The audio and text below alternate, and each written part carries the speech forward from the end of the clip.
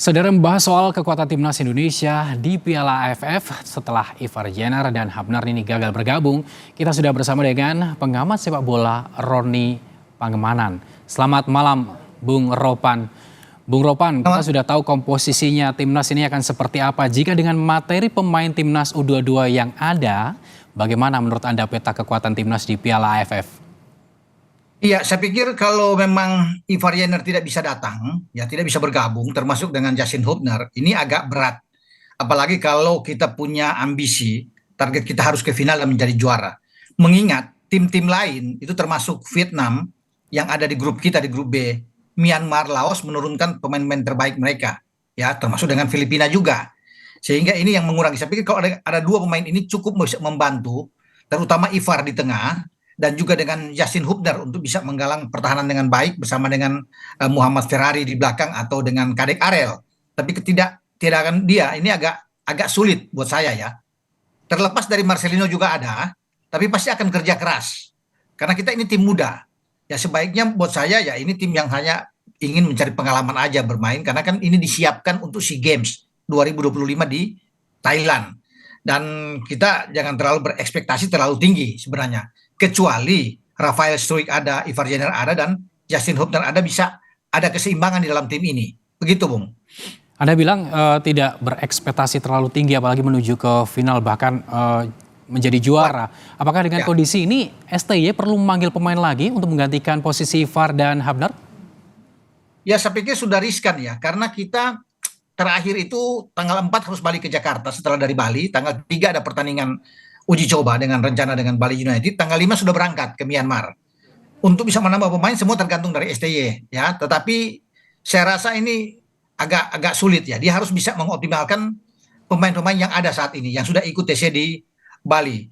Nah, pemain-pemain yang ada sebenarnya cukup kalau untuk di starting 11, tetapi keseimbangan tim itu dengan pemain yang ada di bench sedangkan untuk masuk, katakan misalnya Asnawi tidak bisa bermain atau cedera, Pratama Arhan, Marcelino, yang masuk menggantikan itu kan levelnya jauh.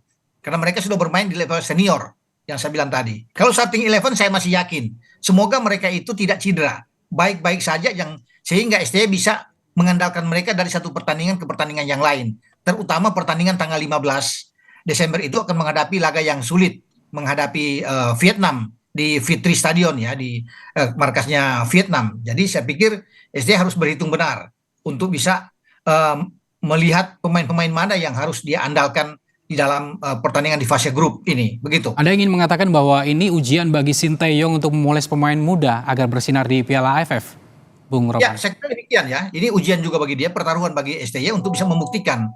Ya paling tidak bagi saya itu ke semifinal dulu lah. Kalau ke semifinal kan kita artinya ada sesuatu yang bagus untuk kita bisa berandai-andai bisa lolos ke final.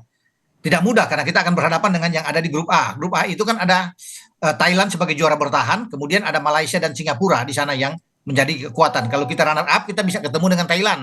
Makanya pertaruhan kita melawan Vietnam itu adalah pertaruhan hidup mati buat kita. Kita harus bisa menjadi juara grup kalau ingin menghindar Thailand.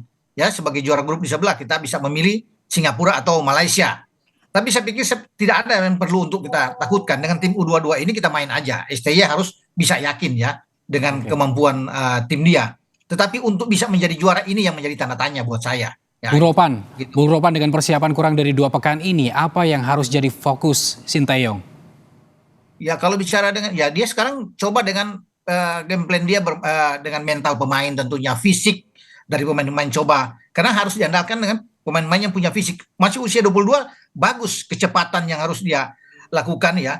Dan taktik yang harus dia andalkan nanti menghadapi tim-tim seperti Myanmar, Laos. Karena kita kan ada 2 kali kandang. Setelah Myanmar balik melawan Laos, kita ke markas Vietnam, baru kita balik tanggal 21 Desember itu melawan dengan Filipina. Jadi kalau bilang apa ya tergantung dari STY. Apakah 3-4-3 yang dia akan mainkan, atau bisa memainkan dengan 3-4-1-2. Mendorong Marcelino lebih ke depan di belakang 2 striker. Ya kalau Rafael Struijk tidak bisa bergabung, karena konon kabarnya Rafael bisa di semifinal atau final. Tapi katakan tidak ada dia. Berarti kita hanya punya 2 striker lagi yang bisa kita andalkan, Ronaldo Kuate atau Hoki Caraka. Ya, yang ada di depan dengan Marcelino di belakang 2 pemain ini. Nah, 4 di belakang Marcelino itu ya tentunya Pratama bisa ada di kanan, di kiri. Kemudian Asnawi ada di kanan dan ada Arkan Fikri bersama dengan Sanadin Faris. untuk menggalang dua gelandang kita untuk bisa mengatur ritme di tengah. Itu dengan 3 back ya, Ferrari yang ada di belakang. Kalau tidak ada Justin Hubner, ya pasti mesti Ferrari, bisa aja Kakang Rudianto, Kadek Ariel yang bisa kan begitu, Mas. Artinya dengan kehadiran Marcelino, Arhan dan Asnawi ini tentu bisa mendongkrak mental pemain muda yang lain. Ya, memang kalau dengan kehadiran mereka akan mendongkrak, tapi tidak cukup saya pikir dengan 3 pemain tersebut.